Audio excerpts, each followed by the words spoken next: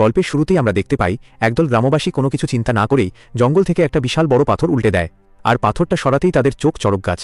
নিচে একটা কুচকুচে কালো গভীর গর্ত, আর তার চারপাশে ছড়ানো ছিটানো রয়েছে অদ্ভুত সাদা রঙের জাল।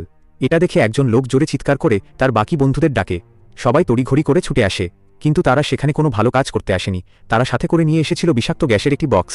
তারা আর এক মুহূর্তও সময় নষ্ট না করে দ্রুত সেই বিষাক্ত গ্যাসের ভাল্বটি খুলে দেয়। দেখতে দেখতে পুরো গর্তের ভেতর হলুদ রঙের বিষাক্ত ধোঁয়া ছড়িয়ে পড়ে। এরপর গ্রামবাসীরা কৌতূহল নিয়ে গর্তের একদম কাছে গিয়ে নিচু হয়ে দেখতে যায়, কিন্তু ঠিক পরের সেকেন্ডেই ঘটে এক ভয়ঙ্কর কাণ্ড। হুট করে একটা মাকড়সা লাফিয়ে এসে সরাসরি এক লোকের মুখের ভেতর ঢুকে যায়। মাকড়সাটা কামড় দিতেই লোকটা ব্যথায় চিৎকার করতে করতে মাটিতে লুটিয়ে পড়ে এবং পেছনের দিকে আসতে থাকে।